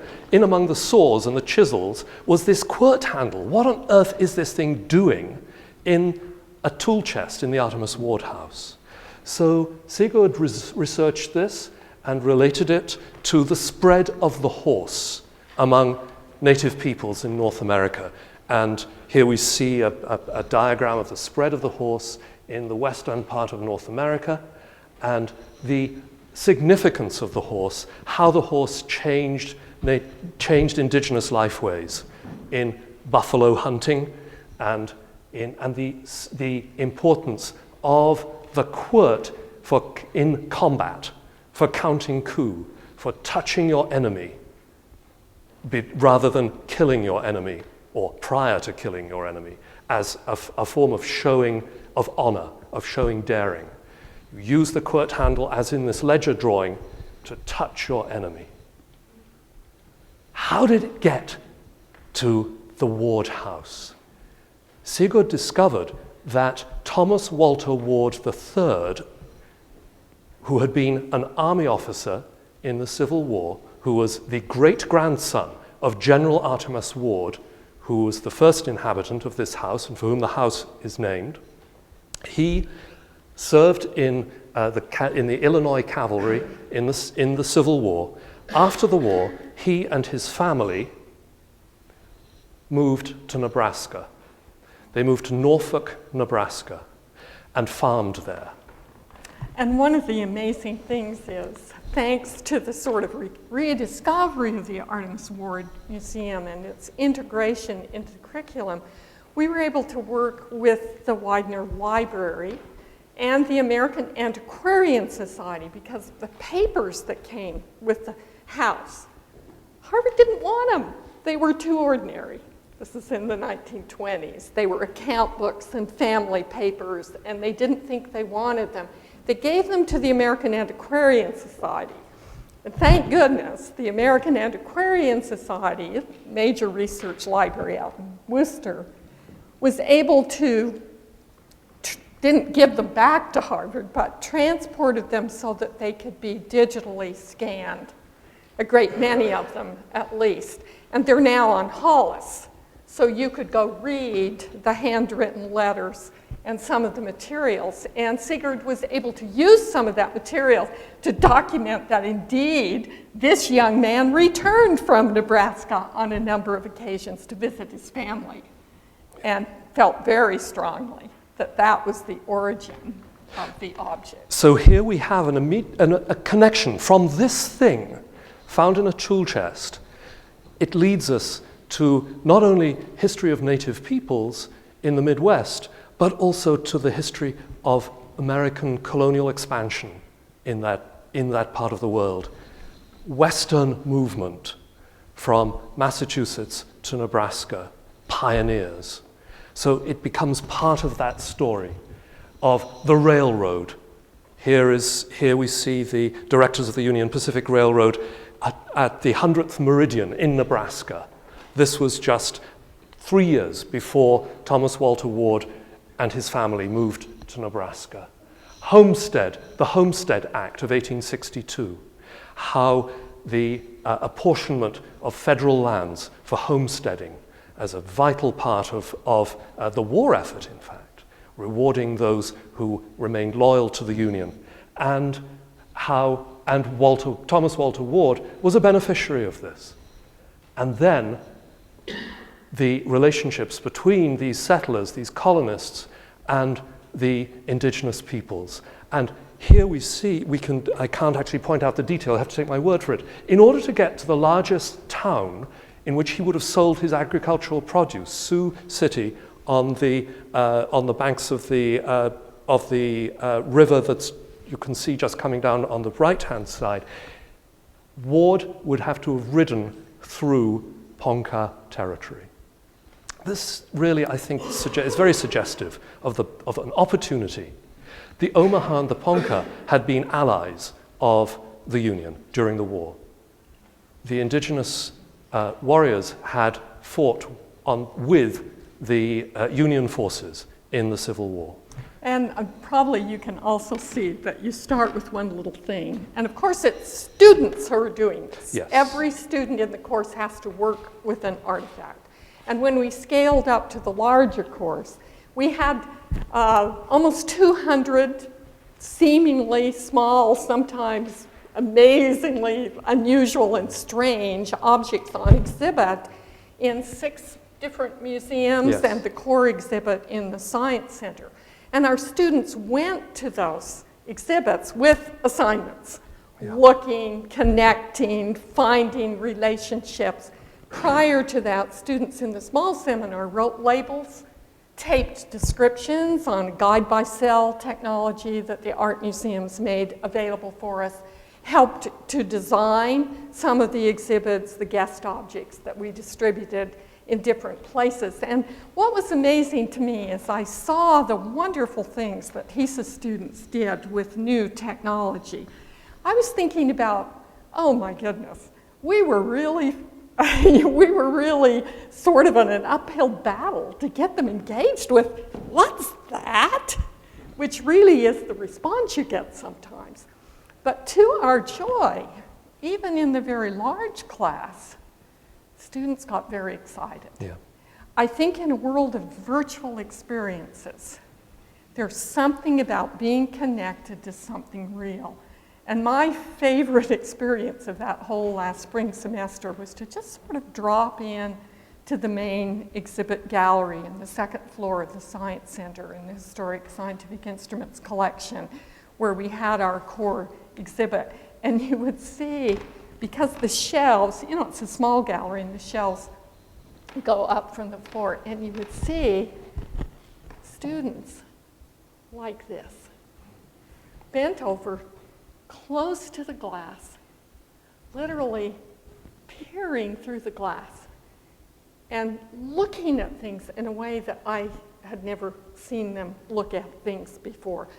We did a lot of innovative assignments and final projects we don't have time to talk about today, but I just want to tell you that the Harvard's collections are fabulous. And the students at the end of the course want more of it. Yeah. They want more opportunity, more access, more of an ability. This is one of the things that really makes us unique, really unique. And digital photographs are wonderful. We should have had a great one here and a great big screen, and you all could have peered at this little design. But there's nothing like the actual thing, and it really makes a difference. Yes. So students do really respond to this, to the actuality of the things that they look at. But it's a complex relationship between the thing itself and the various digital representations of it. And this is something they're well aware of and we can work with. I just want to mention, in relation to the QWERT handle, a Harvard connection with this thing, in that Alice Cunningham Fletcher, who some of you may have heard of, maybe not, studied with Frederick Putnam, the director of the Peabody Museum. She couldn't study officially. She was a woman, but she studied with him. She went out to Nebraska and worked with the Omaha and Ponca people. And she was not only an immersive anthropologist in the early 1880s, from the early 1880s onwards, and she also trained indigenous peoples in anthropology, including this man, Francis Laflèche. He's often pointed to as the first Native American anthropologist. Now, that's a combination of terms about which there are all kinds of problems, but nonetheless, he was an Omaha, he worked with the Omaha peoples, he persuaded the keeper of the most sacred thing in the Omaha world to relinquish that thing, it's the sacred pole of the Omaha, to the Peabody Museum. So it came to the Peabody Museum in, which year was it? I need to tell you which year it was. It was in in 1888. So this extremely sacred thing came to the Peabody Museum from Nebraska, from the Omaha peoples in 1888. And there was a sense of loss among the indigenous people for whom this was so important. Even before the Native American Graves Protection and Repatriation Act of 1990, the Peabody Museum returned the sacred pole of the Omaha to the Omaha people in 1989. And it's now looked after in the Lincoln Historical Museum, but the ultimate care is is by the tribe and by the hereditary keeper of the pole. So Harvard has been wonderful in taking the initiative in making these relationships with indigenous peoples in this country. And that has been something that the Peabody Museum has been a leader in. It hasn't just been a question of having to conform to federal legislation. This happened before the legislation. And that is an enrichment for everyone. It's an enrichment for Native peoples. It's an enrichment for Harvard. It's an enrichment for Harvard students, because this leads to all kinds of opportunities of exchange of ideas and information. So this quirt handle found in a toolbox in the Artemus Ward Museum takes us on this wonderful journey and took one undergraduate in particular on this wonderful journey. And with him, he has taken us. And there it is, displayed Yes. in tangible things last spring. Many people saw it, and maybe you'll have an opportunity to see it as well. I'm going to teach. I'm heartsick that Ivan has gone. Happy for him. It's a wonderful new position. So I'm going to have to carry on and again recruit some more people to this enterprise. And I gave you a little piece about a gavel that I wrote when I was president of the American Historical Association. And then I got kind of embarrassed and thought, I wonder if Harvard has any gavels. So I went on Hollis, and I found a number of great gavel photographs in the Schlesinger Library of women. This first congresswoman to wield the gavel in the House of Representatives. One of my heroes, Esther Peterson, with her gavel in the AFL meeting.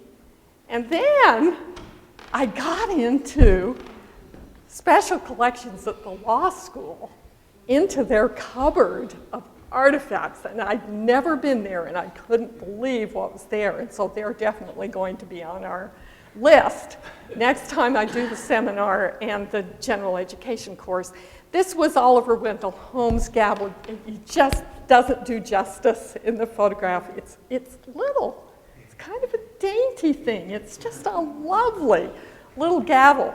And then a fascinating second gavel at the law school with a different version in the university archives that apparently when the trees were cut down in front of Langdale Hall in the late 20th century, somebody got a bright idea for fundraising, so maybe that's something you all can think about. They made gavels out of the oak tree that was cut down, and because those oak trees were there when Holmes was teaching at the law school, they named them the Oliver Wendell Holmes gavels, and apparently gave them away as gifts for donors and other important people.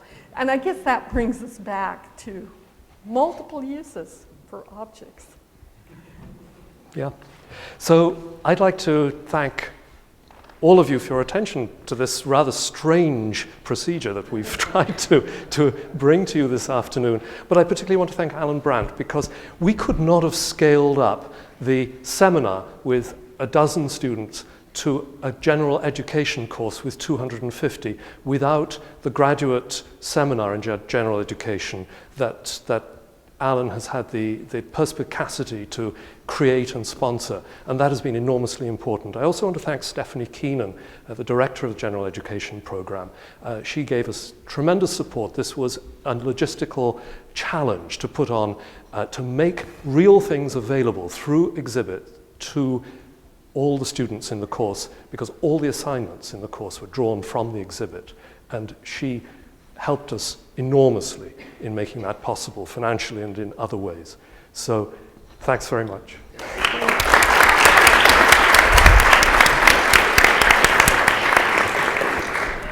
We have just a couple minutes for questions or comments. Yes, Linda. Just a comment, I hope not inappropriately, to say that Professor Olich's creative teaching here at Harvard began a long time ago. And not only with objects, but when she first came here, she couldn't help but notice that the history of graduate college was being effaced by Harvard, and so she assigned her history students to reconstruct decade by decade the history of graduate college and put on a faculty conference about this, which led to a book which you can find on Amazon Marketplace, I'm sure, called Yards and Maze. Right. That was a really creative project. And that's what we all Thanks, Linda. And I was sitting here in this room remembering when there were no women in this room. And I'm looking at Elizabeth Agassiz over there, who got kind of rescued, brought over from Radcliffe, maybe with great difficulty, but there she is. Yes. Anything else? Thank you very much.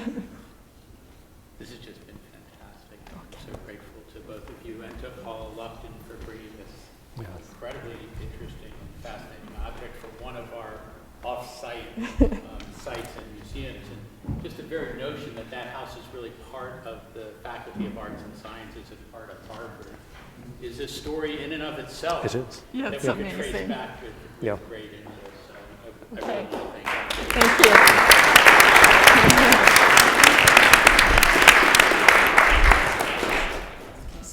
I'll be very brief, and then I'll turn it back to Mike. I have so many observations of these three presentations, which are just such outstanding examples of the way our faculty are innovating in the classroom, thinking creatively about engagement with students. But I really do feel that all three of the presentations went right to the heart of the issue that I wanted to emphasize, which is absolutely no space between thinking creatively about research problems and the innovation of pedagogy, even though so much of the literature, so much of the approaches have made that very unfortunate division. And when our faculty is innovating in the classroom, they are bringing ideas from the way they're thinking about problems in their work directly to liberal arts students in the college, directly to our most gifted and talented graduate students. So that's my first observation. My second relates to something that Drew said in her inaugural about our commitment to the past and our obvious commitment to the future. And these were especially Hisa's and Ivan's and Laurel's presentation about ways that we recover the past and we respect it and we learn new things about it. Obviously, that's been at the heart of my own academic interests and commitments. But there's also this commitment about thinking about the future and how our students will think and the kinds of problems they will solve. And the relationship in all three instances today of these three courses that we emphasize between the role that graduate students play, who are this next generation of leaders of the academy and of new ideas and of original thought, in terms of undergraduate education. And again, that's one of the most unfortunate splits as we think about research universities. I mentioned that in some of the small liberal arts colleges, and I understand that they say, here you will never be taught by a graduate student.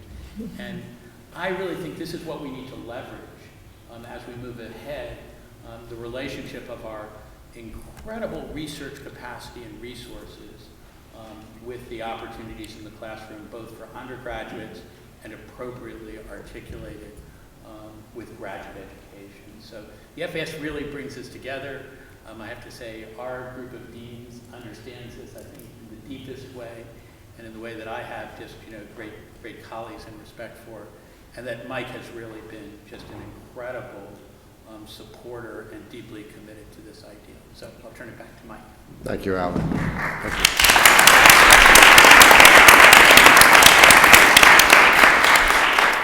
So I just want to thank Alan. I want to thank our guests here, Hisa, Laurel, especially Paula. Thank you for bringing it. And Gary, unfortunately, couldn't stay with us. We cut short our question period earlier, so I'd be happy, again, with your permission, to the dean. Most of the deans are still here. We'd be happy to take any questions that you might have. Thank you all for your attention. So, Vera? This is a follow-up from last night and from an earlier presentation. I'm still on humanities and art. When we heard this fabulous, absolutely gorgeous presentation about the Chinese music being brought to Europe, and another beautiful multimedia presentation of music and slides and video.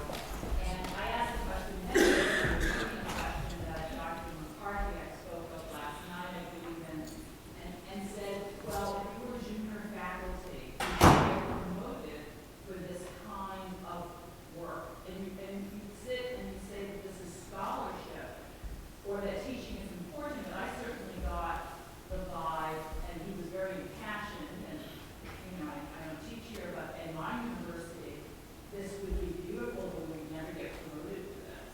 And so I asked you, Alan said that the provost has a means by which you're measuring the academic and the depth of originality to this. And I just wondered if you could enlighten those of us here how your junior faculty or faculty would be rewarded by tenure for these types of very creative and imaginative forms of pedagogy. I could respond, but Deanna Sorensen is here. Well, we know Deanna's issues that are. Yeah. Well, then let me say a word about it, because it comes up frequently in our Committee on Academic Promotions, and Mike may want to speak to it too. It's an area that we have really struggled with, because we're very good at making determinations, I think, about academic success and knowing how to evaluate it. And as a university, we're much less sophisticated right now than we need to be about how to integrate, fundamental creativity and contributions in the arts and in a variety of art making. That said, I think we are developing a much stronger notion of how to relate particular success in these areas. And in particular, what we're looking at is for artists who really have something fundamental to contribute in a academically oriented environment.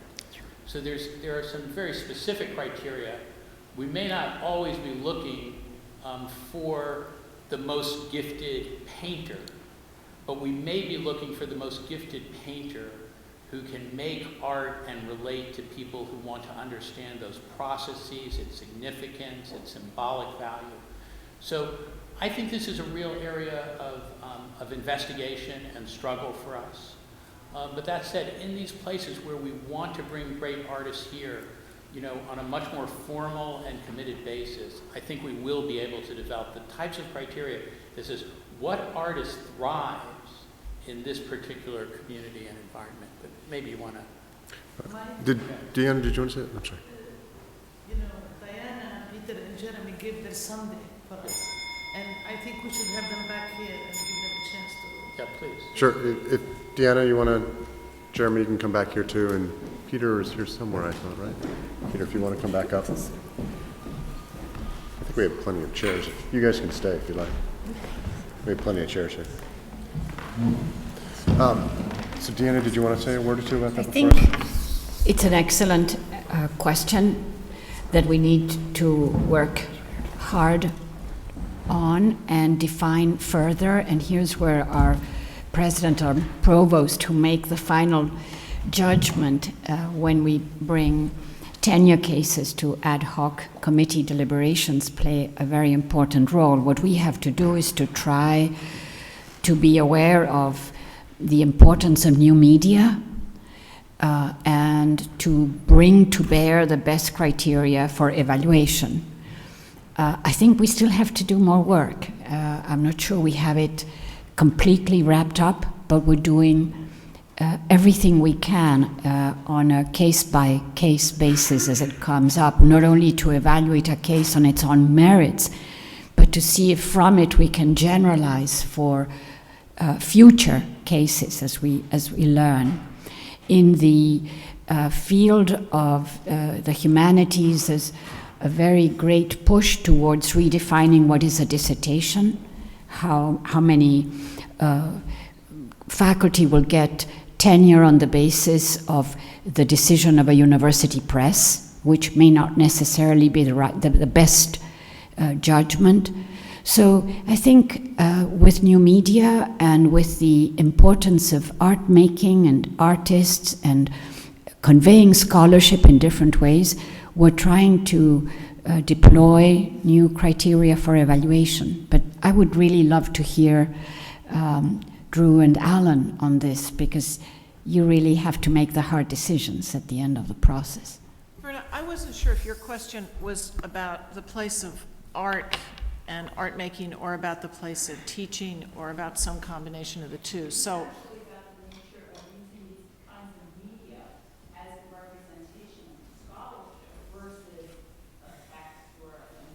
Okay. And whether these types of representations were recognized as measures of scholarship.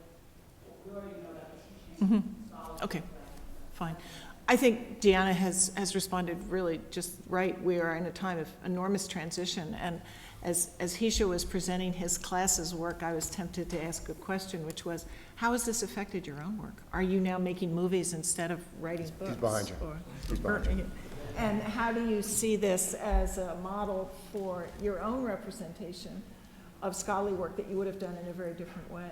And so you have tenure, you can do this without risk, but I think this is something that we're seeing a transition, and maybe you'd answer my question, but just because I was Sure, I'm happy to say a personal word. I think I personally see the future of scholarship in sort of multimedia type communication. As someone who has tenure, I also feel a certain responsibility of showing the possibility of doing these kinds of things that would still be recognized as academic work, to make it possible for people who don't yet have tenure, or for graduate students to take the risk. I think for junior faculty at this point, it's still very risky. And to junior colleagues, I still would caution. But at the same time, I think it's abundantly clear, I think, that our graduate students have to have these skills to teach. I mean, I think in a very short time, it's going to change. And I know that university presses are very keen on sort of shifting over to multimedia publication. They just haven't figured out how to do it yet. Yeah, so the only thing I would add to this is a time of transition. Like any time of transition, if you want to leverage yourself correctly, you're doing some of this work and you're remaining in the camp of what was traditionally accepted and prized. But I do think it's changing very quickly. We have some of this happening with respect to what you can submit in terms of your dissertation work today. That's certainly happening. We've had a recent tenure track promotion case that was significantly video and documentary based as opposed to written. And that went through. It's gendered a huge amount of discussion for us, but it was actually a positive outcome. Again, I'm like Hisa, wouldn't bet necessarily every one of those people doing that kind of a thing, but we're changing. What was